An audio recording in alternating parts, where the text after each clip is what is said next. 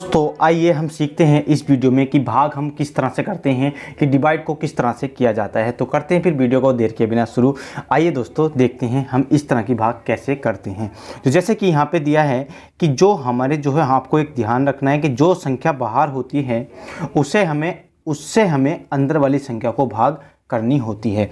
और एक डाउट मैं आपका पहले ही क्लियर कर देता हूँ। जैसे कि कुछ जगह लिखा हुआ होता है कि ये 772 और डिवाइड करना है 7 से, तो ये और ये बिल्कुल सेम ही सवाल है, अंतर बिल्कुल नहीं होता है। इसको ही हम इसी तरह से हल करते हैं। तो करते हैं फिर देखेंगे। तो हमने सबसे पहले क्या करना होता है कि बाकी संख्याओं को क्या कर लेना, हाइड कर लेना है और आगे वाली संख्या को यहाँ से देखना है।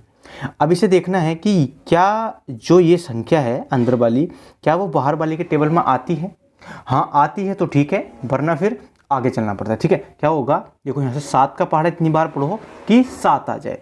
अगर 7 का पहाड़ा हम एक बार पढ़ते हैं, जितनी बार पहाड़ा पढ़ेंगे वो यहाँ लिखेंगे। और 7 का पहाड़ा हमने एक बार पढ़ा और पहाड़ा पढ़ के कितना आया था, तो हमारा आया था 7। ठीक है, और ये हाँ पहला स्टेप हमारा बिल्कुल क्लियर हो चुका है। अब देखो क्या करना है, इसमें से इसे घटाना है, क्या करनी है, माइनस करनी है। 7 में से 7 गया 0, तो कुछ लिखने की ज़रूरत नहीं है।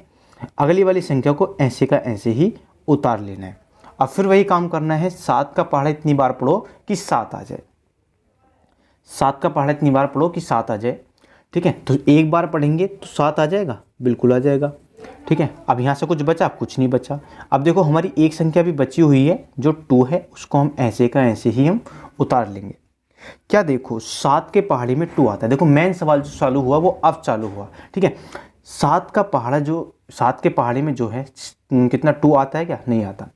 क्या 7 के पहाड़े में 2 से कम आता है, तो भी नहीं आता। तो ठीक है, हमें क्या करना होता है, तो देखो अब 7 से जो है इसमें भाग जा नहीं सकती, तो क्या करेंगे, भाग ना जाने का, जब किसी संख्या में भाग क्या लगा देते हैं, तो ना जाने का लगा देते हैं 0। ठीक है, अब आगे करते हैं। देखो क्या अभी भी इसमें भाग जाएगी, नहीं जाएगी ना, तो क्या करेंगे, यहाँ पे दशमलव लगाएंगे और यहाँ 0 बढ़ा देंगे। अब 7 का टेबल इतनी बार पढ़ना है कि 20 से कम रहे। तो 7 बन जाए 7 और 7 2 जा कितना होता है 14, मतलब कि 14 है। तो यहाँ पर हमारा आ गया 14, 2 बार टेबल पढ़ के। फिर यहाँ से हम इसको माइनस करेंगे तो 20 में से 14 गए तो कितने बचे, 6 बच जाते हैं।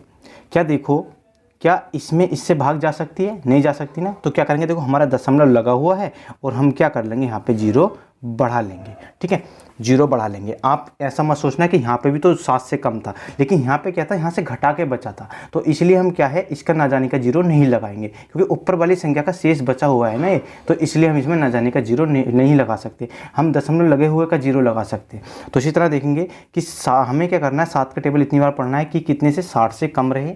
तो भैया कितना होता है, तो 7 8 जो होता है, मतलब कि 8 बार टेबल पढ़ के, और कितना आ जाता है, 56 आ जाता है। ठीक है, 56 यहाँ से कितना बचेगा, 4 बचेगा।